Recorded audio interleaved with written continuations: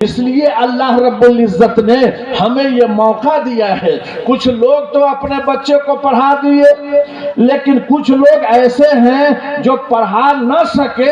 ان کو بھی آج ایک میں پیغام دیتا ہوں، تمہارے بچے نہیں پڑھے چلو کوئی بات نہیں ہے، لیکن آج بھی دوسرے غریب بچوں کو پڑھا سکتے ہیں. دوسرے بچے کو پڑھا سکتے ہیں، علم سے آراستہ کر سکتے ہیں، صحیح راستہ دکھا سکتے ہیں. اور جب ہم دکھا دیں گے تو آپ کا ٹکٹ جب جہنم میں جائے گا تو وہ بچہ کہے گا او اللہ، اے اللہ، یہ عین الاسلام کب پڑھا ہوا، اسی کے خرچے سے سر پر تاج آج تو نے رکھا ہے میرے مولا.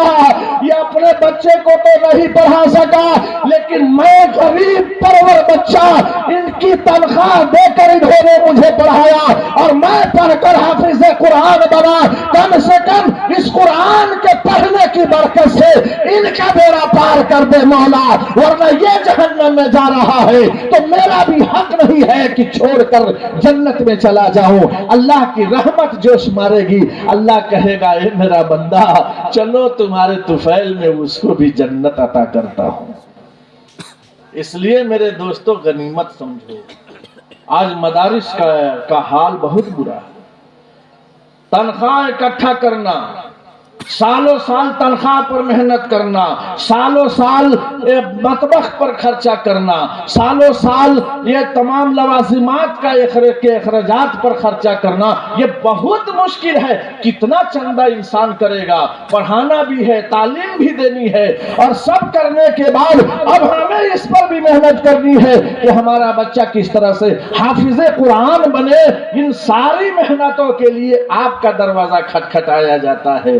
اے عبدالسلام بھیا، اے عبدالغفار چچا، اے حسیب الرحمان بھائی، آج ہمارے مدرسے میں دروازہ نہیں ہے، کتے پاس کر رہے ہیں، اور ایک کتا جب گھس جائے گا اگر پانی میں منہ ڈال دیا وہ پانی ناپاک ہو جائے گا.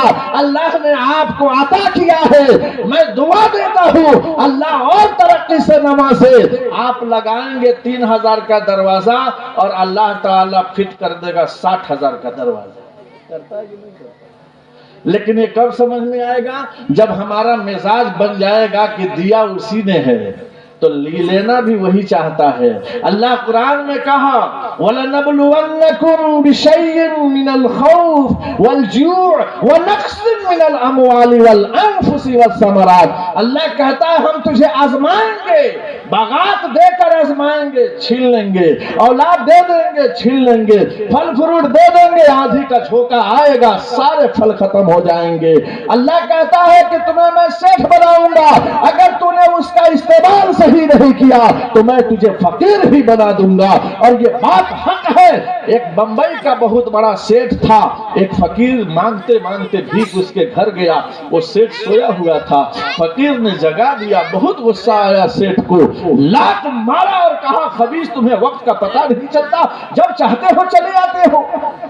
باہر نکلا، کہا اے اللہ آج اگر تو اتنا بنایا ہوتا کہ ہاتھ تو پھیلانے کے لائق میں نہیں ہوتا، آج یہ سیٹھ لات مار دیا صرف یہ سوچ کر کہ میں فقیر ہوں، میرے پاس اتنا نہیں ہے کہ کھا سکوں اور دوسروں کو کھلا سکوں.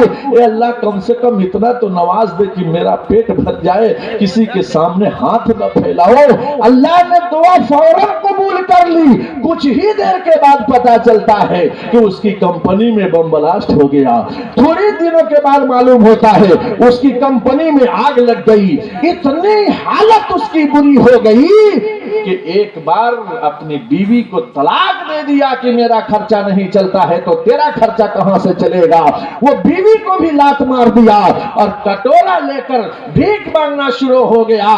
یہاں تک نوبت آئی کہ وہ عورت جس کی شادی ہو گئی تھی اور طلاق دیا تھا، وہ عورت اب شادی شدہ ہو گئی ہے، دوسرے کے گھر میں وہ جا کر وہ بیوی بن چکی ہے، اور یہ سیٹھ ایک بار کٹورا لے کر بھیک مانگتے مانگتے اس دروازے پر پہنچا، دروازہ کھٹکھٹایا، اندر سے اس کا شوہر کہا کہ جا کر دیکھو باہر کون ہے۔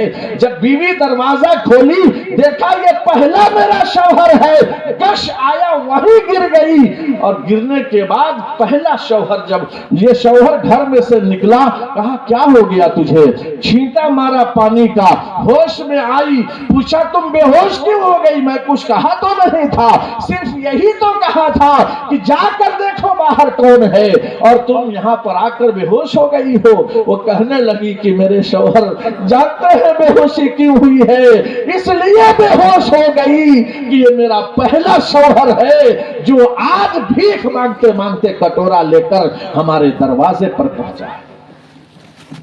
جب اس کا چہرہ دیکھا تو فقیر نے کیا کہا، ارے سنتی ہو، یہ وہ سیٹھ ہے جو مجھے لات مارا تھا، اور میں اسی وقت دعا دے کر گھر سے نکلا تھا کہ اے اللہ مجھے اتنا نواز دے کہ میں کسی کے سامنے ہاتھ نہ پھیلاؤں۔ اللہ نے مجھے مالدار بنا دیا، اس کو فقیر بنا دیا۔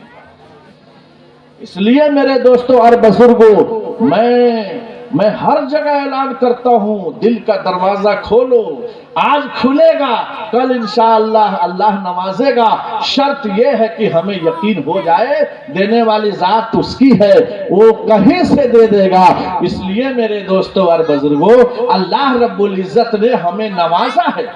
ہر سال کہیں ہم جاتے ہیں تو لوگ کہتے ہیں مولانا صاحب دھان نہ بھیلے سو، پھر اگلے سال جاتے ہیں تو کہتا ہے دیکھیے نا اتنا پانی کا پٹون ہوا، دھان نہیں ہوا۔ میں کہا زندگی بھر دھان تمہارے گھر میں نہیں آئے گا، کبھی تو کہو دھان ہوا ہے، کبھی تو کہو گیہوں ہوا ہے۔ جب آؤ جب روتا ہے، جب آؤ جب تکلیف بتاتا ہے، تو تم کھیتی کیا کرتے ہو؟ میں دیکھتا ہوں ہر کھیت میں گیہوں لگا ہوا ہے، ہر کھیت میں دھان لگا ہوا ہے، پھر بھی انسان ناشکری کرتا ہے۔ اے میرے دوستوں اور بزرگوں، اللہ رب العزت کے راستے میں خرچ کرنے سے کبھی نہیں گھٹتا، اور وہ جمع رہتا ہے ہمیشہ۔ اس لیے اپنے بچے کو جب ہم نہیں پڑھائے لیکن دوسرے بچے کو ہم پڑھا سکتے ہیں، ایسی ضرورت آ جائے تو اپنی ایڑی چوٹی لگا کر کے اس پر محنت کرو۔ انشاءاللہ یہ میرا اعلان نہیں ہے، اللہ خود قرآن میں کہتا ہے غریبوں پر خرچ کرو، مسکینوں پر خرچ کرو، اور خرچ کریں گے حافظ قرآن بنے گا، بڑا ہوگا اپنے ماں باپ کی قدر کرے گا۔ اور اگر ہم نے نہیں پڑھایا نہیں لکھایا اور وہ بچہ شادی شدہ ہو گیا، بڑی پریشانی ہے۔ آپ سوچیں گے کہ ہمارا بچہ کامیاب ہو گیا، شادی ہو گئی، لیکن آپ کی بات تو نہیں مانے گا نا۔ وہ شراب کی لت لگی ہوئی ہے، جوا کھیل رہا ہے، شراب پی رہا ہے۔ آپ سوچیں گے اب سدھر جائے، تو سدھرنے کا وقت وہ بچپن میں تھا۔ 55 میں تلاشیں گے تو سدھرے گا؟ نہیں سدھرے گا۔ اور اس وقت شادی ہوگی، بیوی اپنے رنگ ڈھنگ سے چلانا شروع کر دے گی، بوڑھی ماں گھر میں کراہ رہی ہے، بوڑھا باپ آواز لگا رہا ہے کہ کیسے کیا ہوگا سمجھ میں نہیں آتا ہے، بیوی کو لے کر سسرال بھاگنے کی کوشش کرتا ہے، یہ سوچتا ہے وہاں جا کر عیش کریں گے۔ لیکن میرے دوستوں اور بزرگوں، وہاں کی زندگی گھر سے کبھی بھی بدتر ہوگی، اس لیے کہ ماں کے چرنوں میں جنت ہے۔